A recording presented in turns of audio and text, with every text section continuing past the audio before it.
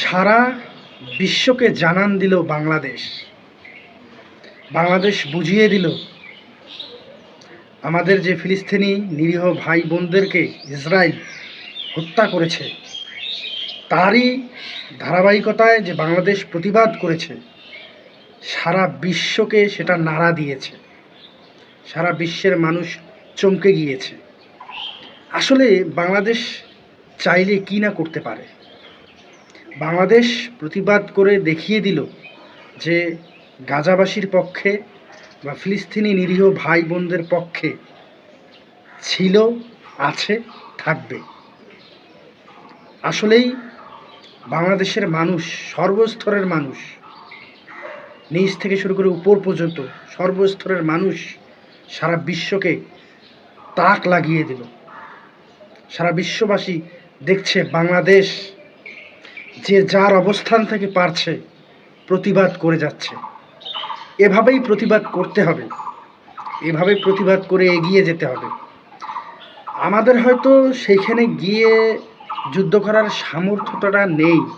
যদি সেই সামর্থ্য থাকতো, আমরা সেখানে নির্দ্বিধায় ফিলিস্তিনি ভাই বোনদের পাশে গিয়ে দাঁড়াতাম, চলে যেতাম যুদ্ধের জন্য। হয়তো অর্থনৈতিক সমস্যার কারণে যেতে পারছি না, নয়তো কোনো না কোনো সমস্যার কারণে যেতে পারছি না, কিন্তু চুপ করে ঘরে বসে থাকার কোনো উপায় নেই।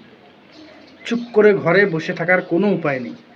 আমরা বাংলাদেশিরা সবসময় ফিলিস্তিনি ভাই বোনদের পাশে ছিলাম, আছি, থাকবো আজীবন, ইনশাআল্লাহ, মরার আগ পর্যন্ত।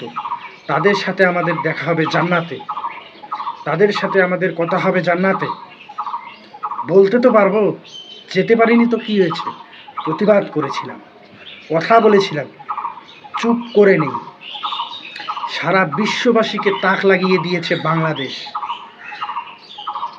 যারা বহির্বিশ্ব যারা বলে বাংলাদেশ ছোট দেশ, বাংলাদেশ একটা ছোট কান্ট্রি, এই ছোট কান্ট্রিটাই দেখিয়ে দিল আমরা ঐক্য হলে কি করতে পারি।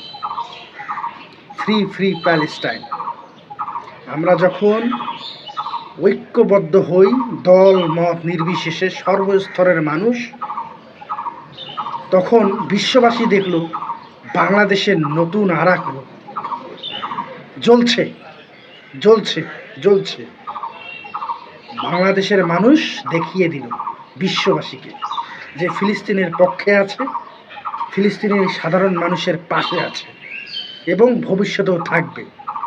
দরকার পড়লে নিজের জানটারও দিয়ে দেব ফিলিস্তিনদের ভাই বোনদের জন্য।